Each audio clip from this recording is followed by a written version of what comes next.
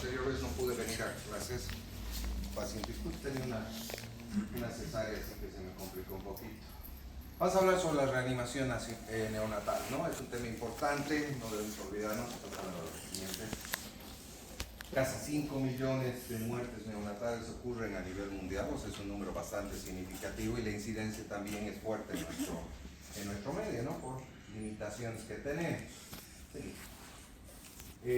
Aproximadamente 19% ya están asociados a asfixia perinatal. Es el momento en el cual está naciendo el bebé, poco antes o poco después, en el cual va a demostrar esos signos que le van a complicar.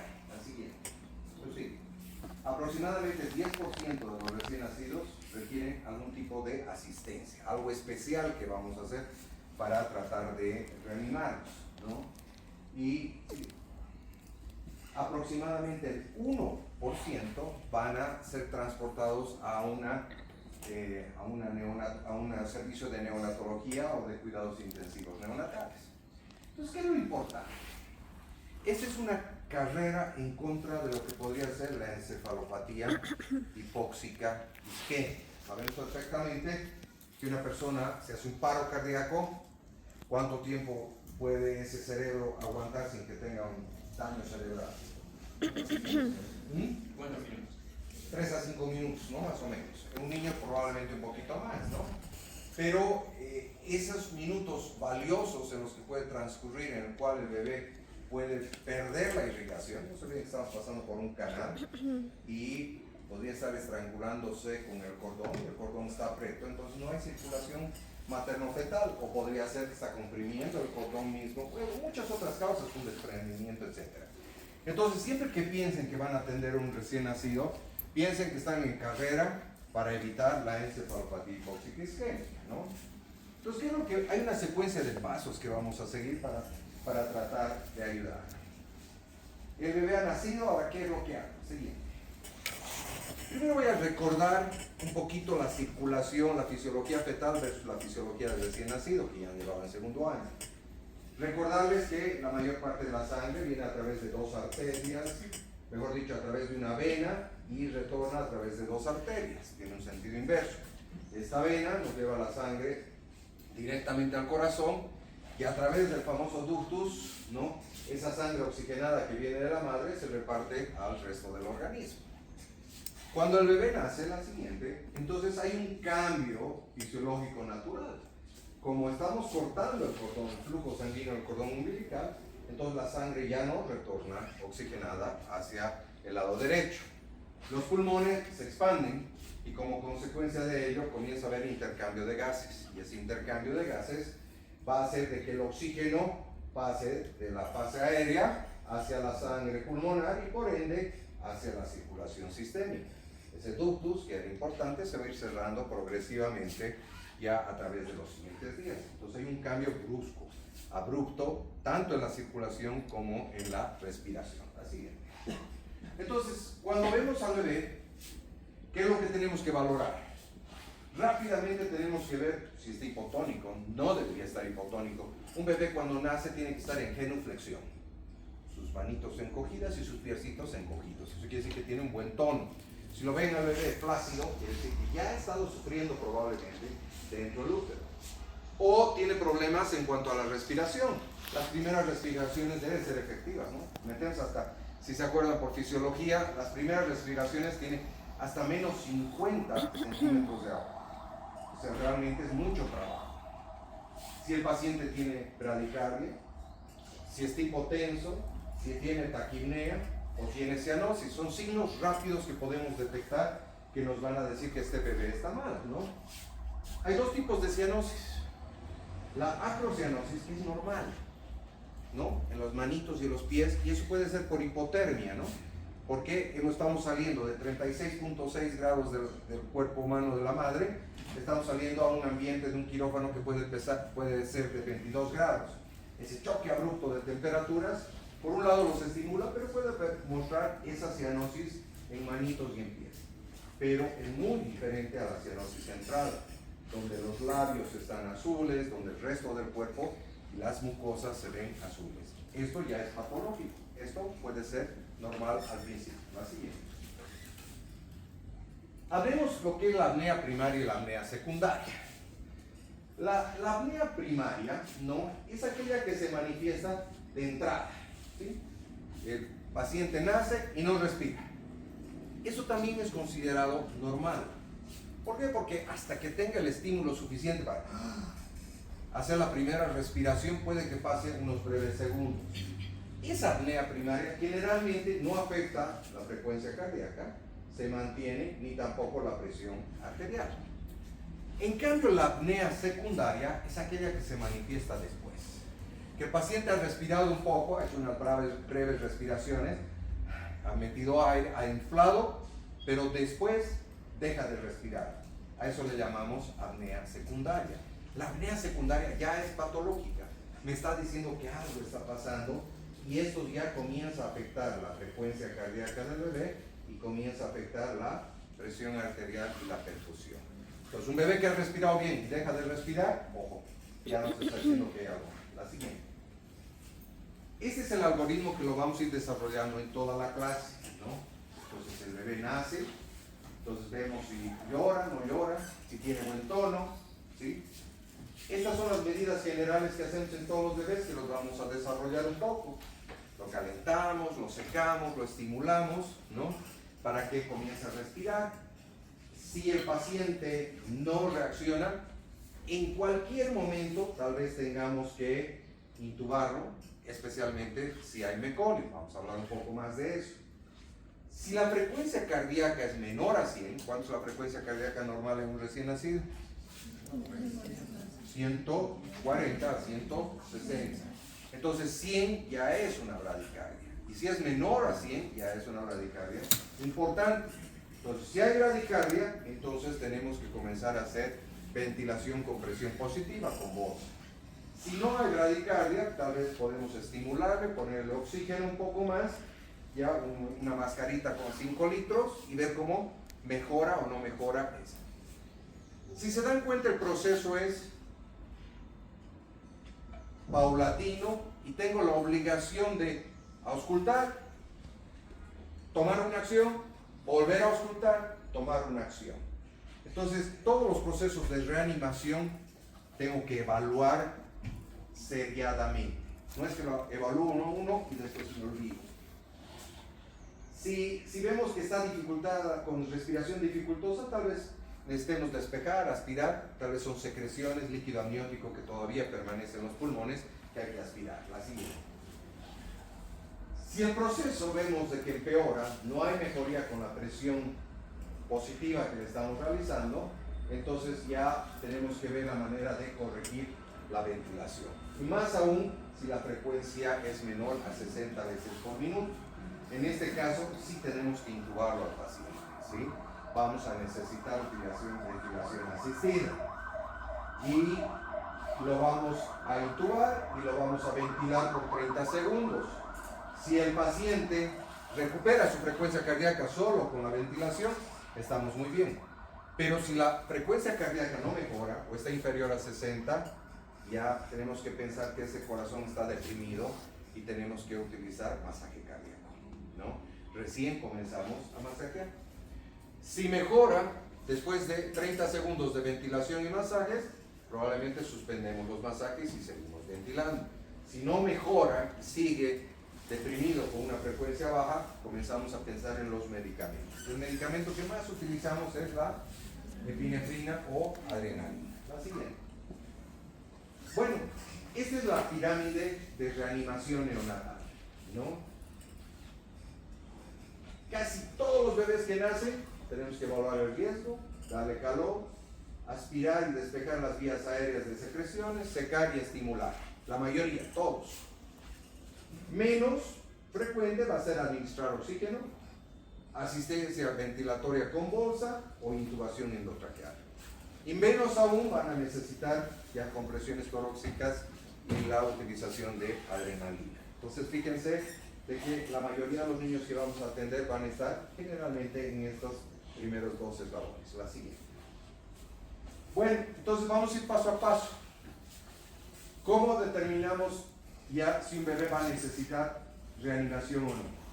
Lo primero, cuando uno entra, le pregunta al ginecólogo, ¿es a término o no es a término? Quiero saber, porque si es pretérmino tengo más chances que se va a deprimir ese paciente. Lo segundo que voy a ver una vez que me entregan el bebé es si respira o llora, ¿no? Y lo tercero que tengo que ver es el tono muscular. Si está hipotónico, quiere decir que ese bebé ya está deprimido. Eso es lo que nos debe llamar la atención. Este es un bebé normal, en genuflexión, como les decía, y este es un bebé flácido, ¿no? Claramente no responde muy fácilmente a los estímulos. La siguiente. Bueno, cuando es un recién, vamos a utilizar harto estas abreviaciones. Cuando es un recién nacido, con peso adecuado para la edad gestacional, ¿no? Que se utiliza internacionalmente esa abreviación, que decimos que puede estar en un percentil entre el 10 y 90, y que es a término de 37 a 42 semanas, decimos que es un bebé que ya estaba listo para salir. ¿Qué hago? Proporciono calor. La mayoría de las clínicas tienen servocunas, ¿verdad? Que es una fuente de calor. Si no hay servocunas, algunas clínicas tienen un poco, ¿no? Un poco variante. Son demasiado fuertes, hay que tener mucho cuidado. Lo coloco, lo posiciono, lo seco. Para eso necesitamos varias mantas o toallas y lo seco lo más rápidamente posible, porque por convección pierdo el calor y los bebés fácilmente pueden hacer hipotermia y se van a poner azules. Entonces no voy a saber si el problema es respiratorio o es simplemente una baja de la temperatura. Lo seco y lo coloco en una posición de descanso. Al siguiente. Esto es el equipamiento. Bueno, antes de pasar al siguiente slide, pasado por favor. Tenemos la obligación de todas las salas neonatales tener el equipamiento necesario. Ya tenemos que tener la fuente de calor, tenemos que tener elementos para aspirar, para auscultar, para oxigenar, máscaras de todo tipo. En caso de ventilación necesitamos tener las bolsas, tenemos que tener los tubos endotraqueales, laringoscopios adecuados, la medicación y tenemos que ver la manera de, si necesitamos transportar, una incubadora de demostración.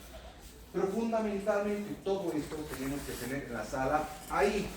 No podemos ir a estar buscando adrenalina a farmacia porque ahí perdemos unos valiosos minutos. La siguiente. Entonces, una vez que ya he realizado esos pasos que les había dicho, ya de secar, estimular, lo reubicamos al paciente ya en una posición neutral. La siguiente. Si yo hiperextiendo mucho la cabecita, ya voy a obstruir la vía aérea. Si yo flexiono demasiado la cabeza, voy a obstruir la vía aérea. Entonces, para colocar en una posición neutra, lo mejor es una pequeña frazadita o alguna sabanita, hacer un rodete y ponerle bajo los hombros. Entonces, de esa manera va a tener una caída natural de la cabeza. ¿Ya? Yo les voy a pedir un favor. No me hagan lo que ha hecho la compañera. ¿Alguien más quiere salir? No.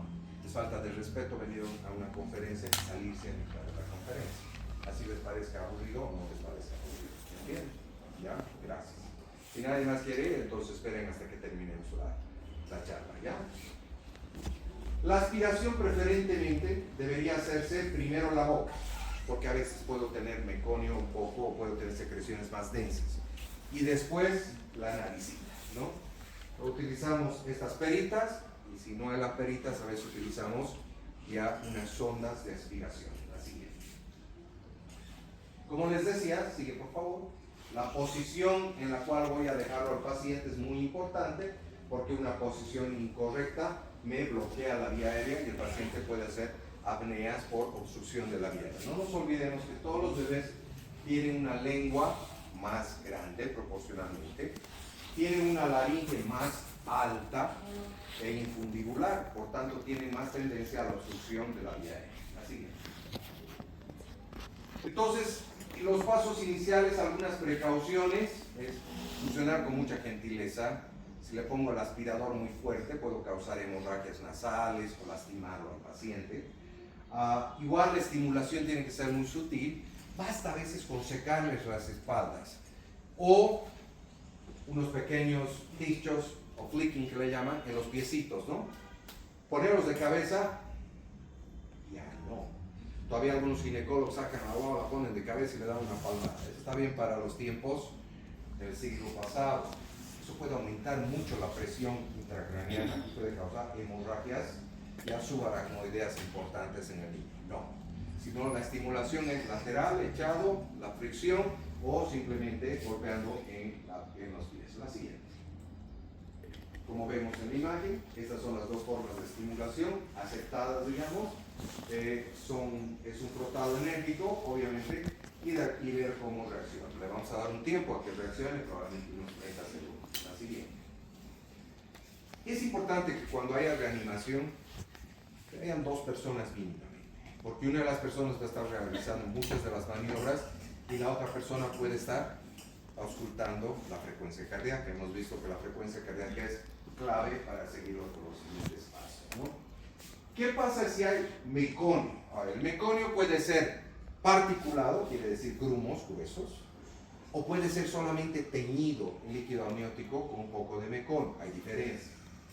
Si es particulado, como vemos aquí, manchado completamente, existe el riesgo alto de que meconio que esté en la boca, el primer momento que respire, ingrese a los alveolos y nos causa unas neumonías terribles. Esas neumonías por broncoaspiración por meconio son muy difíciles de tratar, ¿sí? En este caso, no estimulamos al bebé, no lo secamos, ponemos con cuidadito y lo ideal es intubarlo, o sea, mejor dicho, utilizar un laringoscopio y lo intubamos, ¿sí?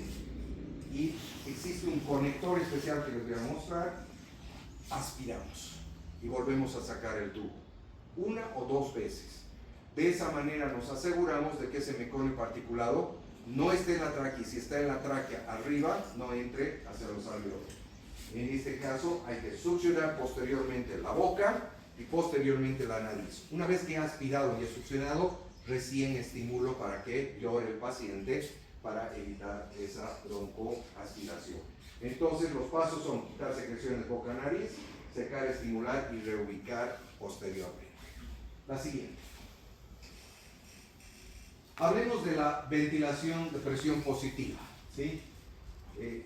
Los que hacen reanimación siempre decimos una cosa: es mejor un paciente bien bolseado que mal intubado.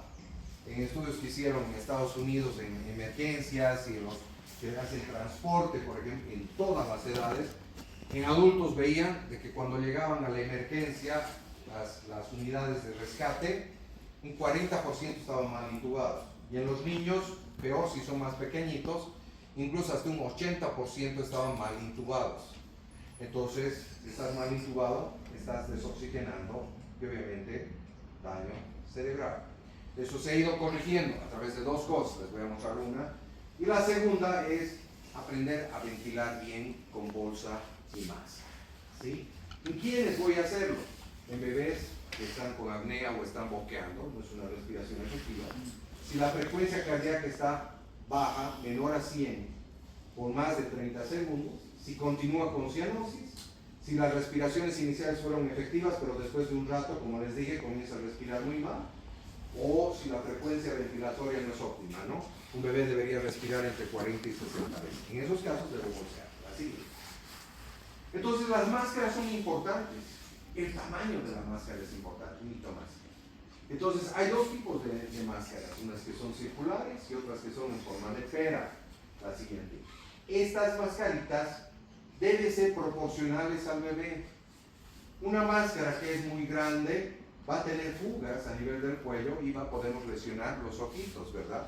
Una máscara que es muy pequeñita va a presionar la nariz y no vamos a poder ventilar efectivamente.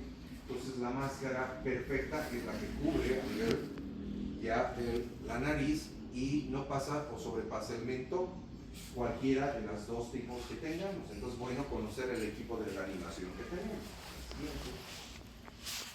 Esa es la posición que habíamos puesto, con una toallita. Si colocamos en una buena posición, la ventilación va a ser fácil. Si está flexionado, no voy a poder meter aire. La siguiente. Entonces se necesita, generalmente, lo ideal, dos reanimadores. Lo ideal y la mejor posición es esta, a la cabecera. Entonces, con una mano, pueden ver, utiliza la técnica EC, que significa EC. La C, agarro la mascarilla. Y estos tres deditos, que sería la E, levanto un poco la mandíbula. Entonces, de esa manera desobstruyo. E, C, para que se acuerden. Mano izquierda y mano derecha, ya voy a ventilar. La ventaja es que si estoy ahí, tengo que estar con los ojos al pecho, al tórax, para ver si se levanta o no se levanta. Si no se levanta, bolseo y no se levanta, quiere decir o que estoy muy flexionado o que estoy demasiado hiper extendido. Vuelvo a posicionar otra vez al bebé y hasta que tenga una posición correcta. Cuando estamos de costado es más incómodo, fíjense en esa posición, no es como que si estuviéramos tratando de hacer esta. La siguiente. Esta es la técnica S. Hay dos tipos de bolsa, hay unas bolsas de anestesia que le llamamos y otras las bolsas autoinflables. Las que utilizamos generalmente nosotros son las autoinflables, ¿no? Las de anestesia tienen un manejo diferente en el cual hay que cerrar una válvula para que se infle. Entonces hay que tener un poco más de práctica. La siguiente. Bueno, una vez que he ventilado bastante, un minuto he estado bolseando, digamos, debo tratar de colocar una sondita. ¿Por qué? Porque parte del aire que he estado bolseando no solo está entrando a los pulmones, sino está entrando al estómago y se va a distender la barriga. Uno va a causar presión en el diafragma y no va a respirar bien, y dos, puede vomitar. Y si hay líquido amniótico, va a vomitar y se va a respirar. La siguiente. Bueno, una vez que lo he bolseado, al paciente le he hecho la ventilación con presión positiva y ya está respirando, pero todavía no está respirando demasiado bien, lo puedo dejar como que le llamamos CPAP. ¿Qué quiere decir? Presión positiva al final de la expiración. O sea, ¿qué quiere decir? Le pongo bien la mascarita y mantengo un cierto grado de presión en la bolsita. No hago esto, simplemente un cierto grado, y como está cerrado, estoy creando presión positiva. ¿Esto qué me va a ayudar? A reclutar alveolos, ¿sí? A reclutar algunos alveolos que pueden estar ya todavía colapsados. Eso le llamamos CPAP, que lo puedo hacer. Ahora, ya existen maquinitas de CPAP portátiles para colocar el neonato directamente, se le pone, se interpone y se puede usar, ¿me entienden? Pero eso es si todavía no ha mejorado. La siguiente. Entonces, la ventilación tiene que ser con no solamente máscaras adecuadas, sino volúmenes adecuados. Y eso veo con frecuencia. O usan una bolsita muy pequeña, que son para prematuros, que solo tienen 120 ml de volumen, o pueden estar usando una de reanimación pediátrica, que son de 500 ml, lo cual es demasiado. El volumen corriente que tiene el bebé, si pesa 3 kilitos, 3 por 60, 70, o mejor dicho, por 8, 10 ml, que es el volumen corriente, más o menos son unos 30 ml, o sea que, fíjense, no necesita una bolsa muy grande, ¿ya? Tiene que estar conectada a una fuente de oxígeno. Siempre repito y siempre pasa. Nos olvidamos a veces conectar al oxígeno y estamos bolseando sin nada, ¿no? O alguien está pisando la manguera que trae el oxígeno de la pared, ¿sí? Las máscaras hemos mencionado. ¿Y en quiénes está contraindicado? Pregunta el examen. El bolseo, cuando hay líquido meconial o cuando hay hernia diafragmal. Porque la hernia quiere decir que el intestino está dentro de mi tórax. Si yo bolseo, el aire entra al estómago y del estómago a las asas. Las asas se van a hinchar. Entonces, el otro pulmón más lo voy a colapsar por presión. Porque en esos dos casos, primero se intuba y después recién se bolsea. La siguiente. ¿Se puede utilizar el saturómetro? Sí. Pero no se confíen demasiado porque los saturómetros pueden fallar porque el bebé está frío, porque está cianótico realmente, o porque a veces las máquinas estas no censan bien la hemoglobina fetal. Ya la saturación que se debería esperar más o menos al minuto 60, más o menos, 2 minutos más de 70, 3 minutos, fíjense, y más de 10 minutos debería estar saturando arriba de 90 para tener una relación normal. La siguiente. Bueno, evalúo 30 segundos de ventilación. La respiración y la frecuencia ya deberían estar normales. Pero si lo estoy al paciente ventilando y la frecuencia está menos de 100, quiere decir que no es suficiente las ventilaciones. Entonces tengo que mejorar la frecuencia cardíaca Para ello, entonces tengo que comenzar con, primero, lo ideal intubarlo y luego las compresiones cardíacas. La siguiente. Para intubarlo, necesito tener todo el equipo, como les decía. Fíjense que los tubos neonatales no tienen una bolsita aquí o un manguito insuflable, porque la parte más estrecha está por debajo de la glotis. Y si lo insuflo, puedo crear necrosis de la mucosa y después estenosis. Entonces, hasta los 6 años preferentemente utilizamos tubos sin manguito insuflable. Este por aquí que les iba a mostrar, no, hasta que después los veamos. Este de aquí, este es el aspirador de meconio. Esta parte se conecta al tubo endotraqueal y esto a la succión, y aquí tiene un hueco. Entonces yo cierro el hueco y aspiro cuando estoy aspirando el meconio. Tengo que tener cánulas de aspiración, tengo que tener tela, tengo que tener laringoscopio. Este es un capnógrafo. ¿Ya? ¿Para qué sirve el capnógrafo? Detecta dióxido de carbono. Entonces cambia de color, se vuelve amarillo, quiere decir que estoy dentro del tórax. No cambia de color, quiere decir que no estoy, no intubado adecuadamente. Debo verificar el que tenga fuente de luz. A veces dejamos las pilas adentro o nos olvidamos ponerlas o ya están sulfatadas. O sea, todo lo que les digo es lo que puede causarles problemas y un juicio. Entonces, por eso tenemos que ser muy meticulosos en esto. Los dos tipos de bolsa, la bolsa neonatal y la bolsa ya pediátrica. Voy a hacer un preámbulo aquí. La mayoría de los problemas legales que existen son en este periodo crítico neonatal. Porque cuando una pareja está embarazada, espera 9 meses con mucha ansiedad y con muchas, digamos, expectativas de vida, ¿verdad? Entonces, si le pasa algo a su bebé, todos se vuelven locos, ¿verdad? Entonces, por eso es que insisto de que es muy importante de que tomen en serio de que cuando van a manejar un neonato, tienen que hacer las cosas correctamente si quieren evitar problemas legales y no sentirse mal en términos generales. Así es. Bueno, entonces, la intubación, ¿cuáles son sus indicaciones?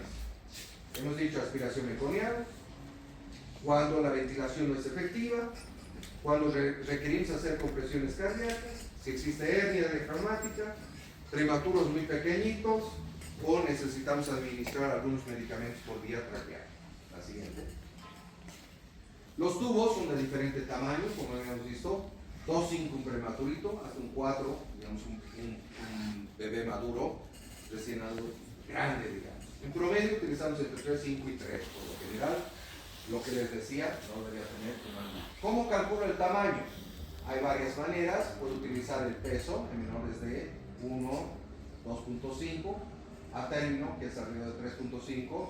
Utilizo que tiene un peso más o menos entre 2 y 3.000, ¿no? Y aquí vemos las edades gestacionales. O sea que la mayoría de los cuando es un bebé a término, vamos a estar utilizando un 3.5 o un 4. Puedo tener 2 o 3 medidas para saber. La siguiente.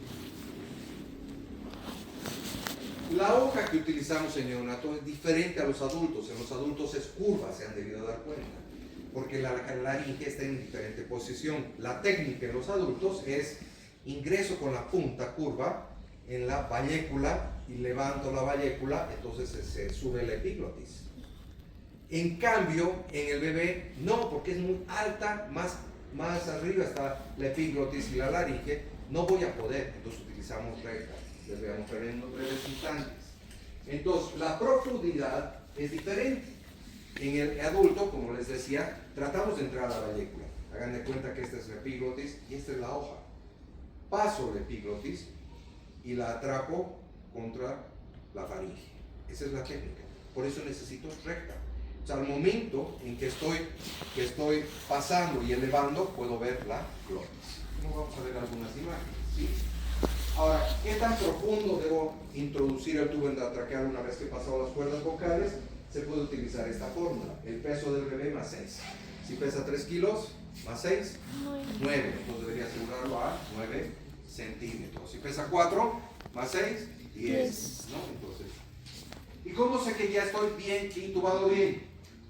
Mejoría de la frecuencia cardíaca, ausculto y debe haber un ruido uniforme. Si hay condensación, no nos guiemos demasiado, pero si hay condensación, se ve clarito la condensación. El capnógrafo y una radiografía de confirmación. La siguiente. La técnica está dada para que la intubación tiene que ser con la mano izquierda. El laringoscopio se utiliza la mano izquierda, tanto zurdos como diestros, porque el canal por el cual vemos está dado para que yo pueda ver de este lado. Si utilizo al revés, no voy a poder ver el canal, o sea, estoy equivocado, ¿no? Entonces, esta es la forma, porque es chiquitita, de agarrar. Esta es una 0, porque no es bien chiquitita, una hoja recta. Vemos las partes de un laringoscopio. La siguiente. Entonces, como les dije, cuando introduzco el laringoscopio, atrapo básicamente la valécula y puedo observar el ingreso. Fíjense, eso es viendo desde la boca, ¿no? Este es el canal, estoy atrapando la epiglotis contra la pared y puedo ver las cuerdas vocales. No debe hacerse intubaciones a ciegas, porque sus tejidos son muy frágiles. Si empujo con mucha fuerza, me puedo salir de la tráquea y podría estar entrándome al mediastino, ¿verdad? O estaría entrando al esófago de forma brusca. Entonces, tienes que ver para poder meter el siguiente. Una vez que lo he introducido, sé que está dentro, sujeto, ¿no? Hay varias técnicas. Esta es la técnica del pantaloncito que le llaman para asegurar el tubo endotraqueal, ¿no? Una telita que se cruza encima de la bigotera y se va. Y se puede hacer pantaloncito doble. Se pone otra telita aquí, por debajo de la boca un lado, y la otra telita alrededor. La siguiente. Una vez que ya lo he intubado y asegurado, utilizo el capnógrafo, como les decía, que va a cambiar. Mira, ha cambiado el azul, ¿no ves? Ahora está amarillo, entonces me diría que está adentro. Creo que es un maniquí, obviamente. Y hago una radiografía. Por eso es un bebé con una membrana hialina terrible, pulmones completamente blancos. ¿Sí? La siguiente. Bueno, para favorecer un poco en aquellas personas que no son expertas, hay lo que le llaman las máscaras laríngeas. Ahora hay de todas las edades. Es un tubo endotraqueal y al final tiene una mascarita. Es más fácil de colocar, no necesito laringoscopio. Se entra un poquito oblicuo y se posiciona. Una vez que se ha posicionado, pruebo de que si estoy ventilando. La ventaja es que esta puntita va a obstruir el esófago. El orificio de la tráquea va a quedar expuesto a este agujero. Y una vez que insuflo, se posiciona bien las máscaras. Entonces, si aprendemos a colocar una máscara laringea, mucho más fácil todavía. Y eso es lo que están utilizando los equipos de emergencia, ¿no? Tienen dos, una que va hacia la vía aérea y esta es para insuflar el manguito. La siguiente. Masaje cardíaco. Entonces, si la frecuencia cardíaca sigue baja, menos de 60, entonces tenemos que hacer el masaje. Una vez ya intubado, sin duda. Hay varios tipos. Hay dos técnicas. Una que es esta, con dos manos, ya en la cual debemos comprimir el esternón. Pero los dedos tienen que estar puestos perpendicularmente. Si pongo laterales, puedo comprimir las costillas y causar fracturas las costillas. Esta técnica es óptima, pero tiene un defecto. Necesito manos grandes. ¿Qué no debo tener? Uñas. Entonces, más complicado para damas o para personas que pueden tener manos más pequeñas. La siguiente. El método de los 2 pulgares y las manos alrededor del tórax, este es el preferido, de lo cual les voy a mostrar las fotos. ¿Ya? La presión con la cual debo ejercer es aproximadamente 1/3 del diámetro del tórax, que es fácil. ¿Ya? Se debe dar 3:1 con relación a las ventilaciones. Hemos dicho que ventilamos más o menos 40 a 60 veces, ¿verdad? Porque esa es la frecuencia respiratoria. Entonces debemos más o menos tener una frecuencia cardíaca de 120 a 150. 3:1. 1, 2, 3, compresión. 1, 2, 3, compresión. Ahora, si lo estoy Con tubo endotraqueal no necesito hacer esa pausa, ¿ya? A la frecuencia cardíaca debe valorarse cada minuto, por lo menos para saber si está subiendo cada 30 segundos. Por eso quiero decir que es muy importante que haya una segunda persona que está auscultando para ver si ha mejorado. La siguiente, ¿no? Entonces esa es la técnica que les decía, que es la técnica errada, ¿no? O sea, voy a romper costillas. Y esta es la técnica que más les va a durar, porque a veces una reanimación no dura 30 segundos. Puede durar 2, 3, 5, 6 minutos, 10 minutos, dependiendo, ¿no? Entonces, esta es la mejor técnica. Los dos dedos perpendiculares sobre el esternón y la otra mano de apoyo o soporte. Entonces, tengo mayor control de la profundidad y el posicionamiento. Pero no tiene que ser lateral, tiene que ser perpendicular. La siguiente. Esta es la técnica, como les decía, los dos. En este caso, peligroso porque podría estar exprimiendo el tórax. La siguiente. Bueno, la técnica de 2 pulgares, ¿no? Puede ser buena, es menos agotadora, permite control de la profundidad de las contracciones, genera menos presión, pero no para personas con manos pequeñas o con uñas largas. La técnica de los 2 dedos, manos pequeñas, mayor acceso al cordón, o sea, no estoy obstruyendo, porque no estoy obstruyendo, no puede llegar al cordón, y a veces necesito el cordón para poner medicamentos, ¿no? Y nos sirve para recién nacidos más grandes. La siguiente. Después de 30 segundos, ya estoy bolseando, masajeando al paciente, no mejora, sigue la frecuencia baja, entonces ya tengo que comenzar a pensar en que voy a necesitar medicamentos. La siguiente. Entonces, si no mejora con la ventilación y masaje, la siguiente, utilizo medicamentos. ¿Para qué? Para estimular la función cardíaca, para incrementar la perfusión tisolar y sobrellevar el shock en el que se encuentra y restablecer el equilibrio ácido-base. La siguiente, pues, ¿qué medicamentos utilizamos? La adrenalina de elección, ¿sí? La dosis dicen de 0,01 a 0,3 miligramos kilogramo en una solución de 1 en 10.000. Parece difícil. Agarran una ampollita, la ampollita tiene 1 ml. Lo mezclas con 9 ml de solución fisiológica y ya tienen la solución, la dilución, 1 en 10. ¿Ya? Y de ahí, las primeras dosis le puedo dar 0,1 cc a 0,3 cc por kilo, 3 kilitos, 0,9 de poner la primera. Si no está respondiendo, puedo incrementar ya en las siguientes dosis un poco más. Y obviamente tengo que estar alerta de cómo va la frecuencia cardíaca, si va a subir o no va a subir, ¿no? Ahora, si estamos en asistolia, a veces tengo que dar una dosis masiva para sacarlo, ¿no? O sea, ya ir directamente a la dosis más alta. La adrenalina, ¿cómo la administro? Vamos a hablar un poquito más. ¿Qué expansores utilizo en la solución fisiológica? Puro cristólogus, no utilizo coloides en estos casos, ¿sí? Ahora, si tuviera sangre ya preparada, medio raro, difícil, porque es muy difícil saber, usted va a deprimir y ya tengo la sangre, no, podría darle la sangre. ¿Y la naloxona? ¿Alguien sabe para qué sirve la naloxona?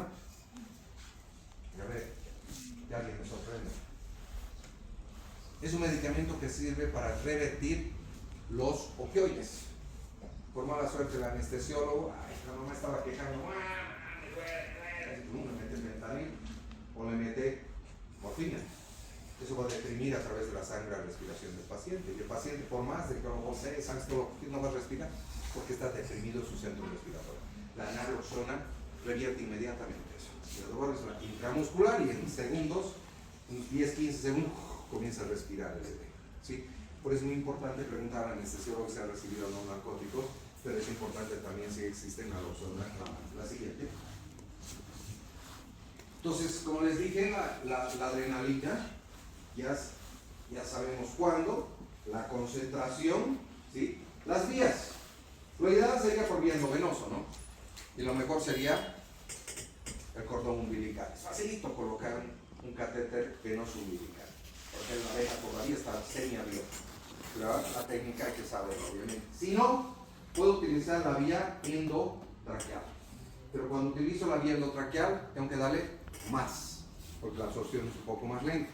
O sea que le puedo dar por el tubo endotraqueal y puedo bolsear se va a absorber por lo menos la primera dosis si el paciente está deprimido.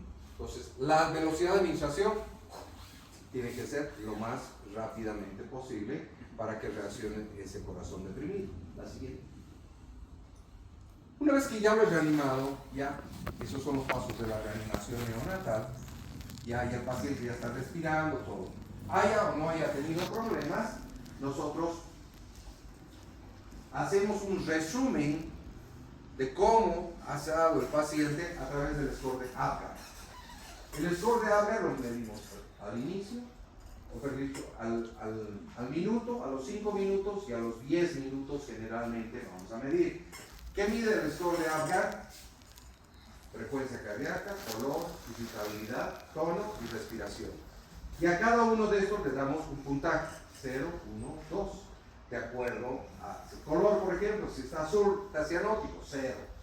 Si está crocianótico, 1. Si está totalmente rosadito, 2. Entonces, fíjense, a mayor score, ¿qué quiere decir que está el paciente? Mejor. A menor score, ¿qué quiere decir? Que está más deprimido. Entonces, si yo recibo un paciente, la doctorita y me dice, tiene un Apgar de 4 y 7, ¿qué pienso? Que ha habido una depresión bastante importante, ¿no? Quiere decir 4, probablemente su frecuencia cardíaca estaba cianótico, probablemente no respiraba, han tenido que bolsearlo y tal vez tenía una frecuencia cardíaca menor a 100, me está diciendo eso, ¿no? Entonces es importante. Y si me dice, tuvo una 7 y luego 10, que quiere decir que rápidamente a los 5 minutos se recuperó, o sea, ¿qué me dice? Que no ha tenido ya un periodo de depresión muy prolongado, ha durado menos de 5 minutos y después se ha restablecido. Este score lo tienen que manejar porque en función de eso nos comunicamos los médicos. La siguiente.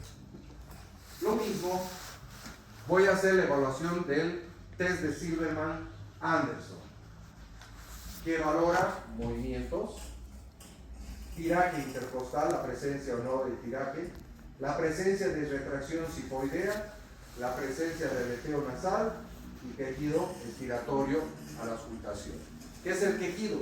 Es el ruido que hace a la expiración, que muchos piensan que es dolor. No, es un autofit, está tratando de crear presión positiva para abrir alveolos, ¿entienden? En todas las edades. Pero este score es inverso. Quiere decir que si tiene más el score, si llega a 10, ¿qué quiere decir? ¿Que el paciente está peor o mejor? Peor, que está en una insuficiencia respiratoria severa. Si me dice que tiene un score de 3, o sea que está mejor, ¿me entienden? Entonces, esto también me sirve para transferir a un paciente. Doctor, hay que transferirlo. Este paciente de Vir-Garzama está con un Silverman de 7. Entonces, yo ya sé que este paciente va a llegar muy deprimido, probablemente intubado. ¿Está claro? La siguiente. Se dice que si el recién nacido tiene 0, no tiene asfixia, está normal. 3 puntos con dificultad respiratoria leve. Con 4 a 6 ya tiene moderada. Y de 7 a 10 es severa. La siguiente. Luego, ¿qué voy a valorar? ¿Qué voy a valorar? La edad gestacional.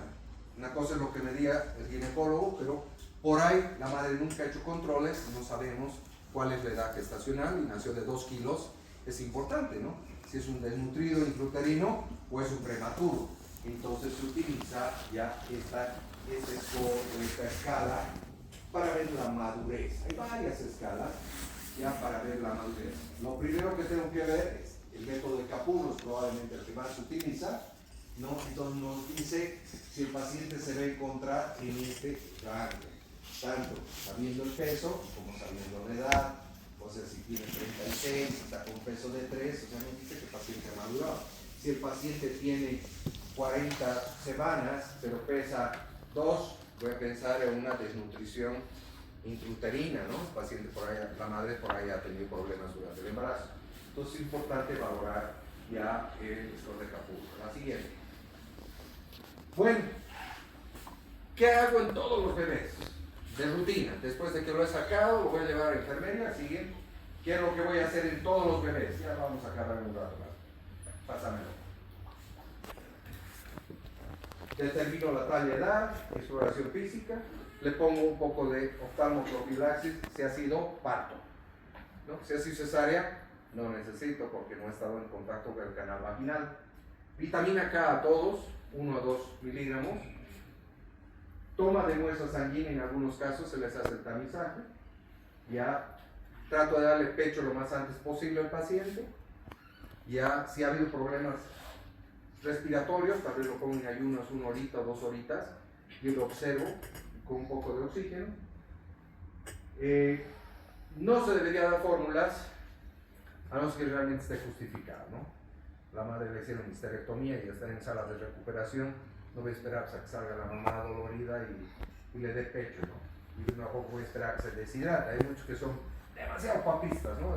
El bebé está muriendo de hambre, amarillo, así, y no, leche materna, y la madre apenas está pues, quien no es mujer y no ha sido madre no entiende lo que significa ni dolor del parto ni lo que significa el sacrificio de hacer la lactancia. No es fácil a veces aconsejar. Se prohíbe fórmula en caso de que la madre no tenga secreción láctea y el paciente sospechando que podría tener un poquito de hiperglicemia, le puedo dar dextrosa al 5 al 10% por sondita o por succión. Así es lo que hago en todos los bebés. ¿Qué tal si es un recién nacido macrosómico, o sea, grande, a término, ¿no? Le hago la misma rutina que hemos dicho y a este sí ya le doy un poco de glucosa. Porque como es grande, su necesidad calórica es importante y su glicemia va a caer. ¿Alguien sabe cuánto es la glicemia normal en un bebé recién nacido? ¿Cuánto será en un adulto? 60 a 100, ¿pues? En un bebé recién nacido es más de 40. Es incluso algunos con 35 que no tienen síntomas. O sea, no voy a esperar que tenga 100, ¿me entienden? Pero si ya tiene 38, 37 de glicemia y está con síntomas temblores, debo darle, ¿no? Entonces la glicemia en estos casos es importante y darle un poco de glucosa, ¿no? La dieta lo más antes posible y mediciones de la glucosa. Si está menor a 40, quiere decir que es hipoglicémico. Y determinar el hematocrito cuando son grandes, ya para ver si no está con un exceso de hematocrito y vaya a ser su inteligencia mayor. ¿Qué pasa si es un recién nacido? Todo lo contrario, con bajo peso para la edad, desnutrido y insuterido. Lo mismo que los otros bebés, lo mismo le voy a dar glucosa porque también es otro bebé que va a tener riesgo de hipoglicemia, ¿no? Entonces le puedo dar dextrosa, hay que medir su hematocrito y medir la glicemia seriadamente, ya por lo menos cada 4 horas al principio, luego cada 6 después, para asegurarnos de que no haga hipoglicemias mayores ni convulsiones, ¿sí? La placenta habrá que mandar y el cordón a la patología para ver por qué ha sido desnutrido, ¿no? ¿Cuál es el problema? Pues no será porque tiene toxoplasmosis la mamá, ¿no? Entonces es importante. Y puede ingresar a cuidados intermedios si es muy pequeñito para monitorizar un poco eso. La siguiente. Si es un recién nacido, ¿no? Con líquido amniótico teñido con meconio, que es lo que les decía, ¿no? Aquel que solo tiene el colorcito del meconio con color. En ese caso no es particulado. Le hago la rutina, le aspiro el estómago, le aspiro todo lo que hemos dicho. Dependiendo cómo evolucione, si sigue con mucha taquipnea unas horas más tarde, 6 horas digamos, ya le hago una radiografía para ver si está haciendo una neumonía. Si no, simplemente vigilar signos de dificultad respiratoria. Es probable que lo monitorice unas 24 horas en neonatos para ver si hace distrés. La siguiente. Un recién nacido potencialmente infectado con ruptura prematura de membranas, más de 24 horas. Esto vamos a ver con frecuencia, ¿no? Ya que ruptieron las membranas en la provincia y llegaron al hospital tal vez 18, 20 horas más tarde. Hay que hacer un cultivo y podemos aspirar secreción gástrica y mandar para una tinción de granio en cultivo para ver si encontramos una bacteria y está contaminado el bebé. Habrá que hacer biometría, hemograma, PCR, hemocultivo. Habrá que mandar la placenta para ver y cultivar. Ingresa a cuidados neonatales, ¿no? Y hay que estar, ojo, si se nos va a hacer un shock séptico neonatal, ¿no? Y luego investigar la relación con la madre si ha tenido infecciones urinarias o está con algún problema. Así es. ¿Qué hacemos con un recién nacido a término, con peso adecuado para la edad gestacional, hijo de madre RH negativa? Lo primero que tengo que hacer, toda la rutina. Entonces, desde el nacimiento, ya, lo primero que voy a preguntarle es si es primer hijo o segundo hijo. Pero no siempre, porque no se olviden que muchas personas pueden tener abortos espontáneos y ya puede que se haya sensibilizado la madre. Entonces no hay que guiarnos solamente por decir, no, está bien, pero le voy a medir grupo sanguíneo, le voy a hacer CUMS directo con la madre, no, voy a ver reticulocitos y hematocrito para ver si está hemolizando. Si está hemolizando, obviamente tiene que entrar a terapia intensiva. Eso si es un niño positivo, es de alto riesgo. Ya se dice que si el bebé en las primeras ya 2 a 3 horas ha aumentado más allá de 6 miligramos la bilirrubina total, es de alto riesgo. Muy probable que este bebé necesite exsanguíneo transfusión. Entonces hay que monitorizar la bilirrubina con frecuencia y ver el grado. Hay unas curvas o tablas para ver hasta qué punto está yendo o está acelerándose la hemólisis del bebé. La siguiente. Hijo de una madre diabética con buen control prenatal. O sea, madre que es responsable, que venía. Realmente no hay mucho problema, pero pues a veces salen macrosómicos estos bebés. Entonces, y además como la madre tenía diabetes, está acostumbrado el bebé a grandes cantidades de azúcar. Entonces tal vez requiere un poquito de glucosa al inicio, ¿no? Monitorizar con glicemias capilares, ¿no? Tal vez ingrese a cuidados neonatales. ¿Ya? La siguiente. Recién nacido madre diabética con control inadecuado. Aquel que no se ha cuidado, entonces el bebé puede ser pequeñito, hipotrófico a veces. Hay que darle glucosa, hay que medir el hematocrito para ver si está muy hemoconcentrado. Y bueno, hay que medir la glucosa seriadamente y estar alerta para ver si este paciente no va a ser una hipoglicemia muy importante, ¿no? A veces pueden hacer incluso distrés respiratorio, ¿no? ¿Por qué? Porque la diabetes, o sea, no solo el estado de hiperglicemia, sino otros cambios más que pueden existir vasculares. Y si a este sí lo metemos a cuidados neonatales a monitorizar cómo va. La siguiente. Recién nació prematuro de edad gestacional en 35 semanas, entonces prematuro, pero con un buen peso, mayor a 1800. Muchos de estos bebés no necesitan gran ayuda. Lo mismo, rutina, tal vez un poco de azúcar para ayudarlo, dietita para ver si tolera. Si funciona bien, tal vez lo observamos, lo alimentamos, mantenemos un control de temperatura, a veces incubadora, a veces servocuna, o a veces simplemente abrigando, monitorizando la temperatura. Medimos la glucosa, no lo bañamos y vamos a vigilar si hace distrés respiratorio o no. Los bebés 2-3 días se van a la casa con la madre, aunque son chiquititos, prematuros, chiquititos, pero van muy bien a veces. La siguiente. Un recién nacido con parto fortuito dentro del hospital. Ese es el golazo de los residentes internos de ginecología, que se fueron a dormir y de repente la enfermera llama y dice: el bebé está saliendo, ¿no? En la cama, no en la sala de partos, ¿no? Entonces, ¿qué hago? Bueno, ha nacido el bebé, lo tengo que llevar a cuidados neonatales porque no es un ambiente estéril, las cosas no se han hecho adecuadamente. Se hace la rutina, se observa 24 horas para buscar signos de infección, se hace la biometría, obviamente hemograma, hemocultivo, ¿no? Se ve la evolución de la madre, también se va a hacer una sepsis en todo caso, ¿no? Y hay que ver cómo pinzamos el cordón umbilical, si pinzamos estérilmente o no.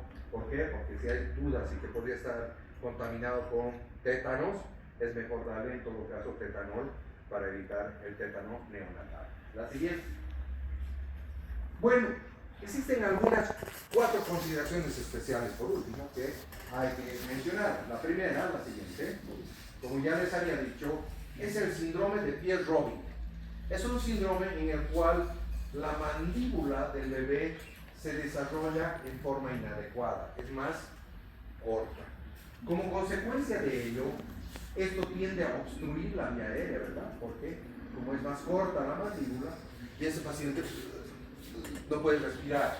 En estos casos, lo único que tenemos que hacer a veces es poner una sonda, o mejor dicho, un tubo nasotraqueal o nasofaringio. ¿Ya? Si no tenemos una sonda nasofaringea, a veces el mismo tubo endotraqueal lo lubricamos y le ponemos atrás. Entonces va a poder respirar por la nariz porque está bypaseando esa lengua que lo está obstruyendo, ¿sí? Esto hasta que ya después vaya un especialista y demás cosas. La siguiente. Otra consideración es la hernia diafragmática, que es justo lo que les decía, ¿no? Tenemos intestino dentro del tórax. Entonces en ese paciente ya hemos dicho que algo que no tengo que hacer es bolsear. Entonces tengo que intubar primero y después recién bolsear, ¿no? Para evitar esa distensión. Estos pacientes que se hace un buen control, generalmente el diagnóstico se hace pre-nacimiento. Ya en la ecografía se ve. Entonces nace el bebé muchas veces, rápidamente lo intubamos y a veces en el mismo día ya están entrando a quirófano a cerrar el orificio donde está la hernia, para que ese pulmón se expanda lo más que se pueda. De hecho, este pulmón izquierdo va a ser hipodesarrollado, ¿no? Entonces, cuanto más antes resolvamos, le vamos a dar tiempo a volver a acomodarse. La siguiente. La otra consideración especial son los neumotórax. Los neumotórax pueden ser espontáneos o inducidos. Espontáneos porque a veces una partícula de meconio o de grasita se queda y hace las veces de una válvula. Inspira, mete aire, pero no puede salir. Mete aire, no puede, hasta que una bolita, boom, revienta y el paciente comienza con distrés respiratorio, ¿sí? Son generalmente, atención, fíjense, este neumotórax, atención, pulmón izquierdo prácticamente, o derecho es un muñón, el corazón desplazado a la derecha y está respirando con el izquierdo. Y los inducidos es cuando hago mal la técnica de bolseo. Si le pongo mucha presión, es como un globito que lo voy a reventar. En estos casos de emergencia puedo hacer una punción con una aguja. Es una alita, antes se ponían las alitas, ya no conocen eso, es del siglo XX. Hoy en día el catéter pueden utilizar, catéter gruesito, generalmente en el segundo a tercer espacio, en la línea media axilar, se introduce perpendicularmente, sale el aire. Se coloca otro, ¿cómo se llama? Una llave de 3 vías con extensor y con jeringuita se va sacando el aire. Y eso lo podemos dejar en un sello de agua. A veces eso es todo necesario, pero a veces no. Entonces en esos casos tengo que colocar un sello de agua, ¿ya? Para hacer una toracostomía, ¿no? Lo que sí tienen que recordar es por dónde pincho. ¿Arriba o abajo de la costilla? Arriba. ¿Eh? Arriba. Arriba de la costilla, ¿no? Porque si pincho por debajo, va a pinchar la arteria y se va a ir en hemorragia. Entonces siempre acuérdense, arriba de la costilla es donde voy a pinchar, ¿ya? La siguiente. Y por último, la atresia juanal. Algunos bebés por algún motivo ya nacen con las juanas no permeables. Entonces no pueden respirar por la nariz. Y los bebés son respiradores nasales, necesitan. Cuando no pueden respirar por la nariz se desesperan. Entonces claramente este bebé no va a poder respirar efectivamente ni por la boca ni la nariz. Trato de pasar una sondita y no pasa, ¿no? Si va a poner ciano, no me queda otra que mantener abierta la boca. Como tiene lengua grande, la única manera que me voy a asegurar de que esté la vía aérea abierta es utilizar una cánula orofaringe, ¿sí? ¿Hasta cuándo? Hasta que ya después se pueda corregir esa situación ya quirúrgicamente y mantener las formas. La siguiente. Bueno, ese es un resumen de lo que viene a ser la reanimación neonatal. No sé si tienen algunas preguntas, alguna duda. Lean, la próxima vez que entren a quirófano, vean, imagínense cuadros, ¿no? Situaciones que pueden pasar y vayan repasando, y esa es la única manera de aprender, ¿no? Muy bien, les agradezco, que tengan una buena tarde.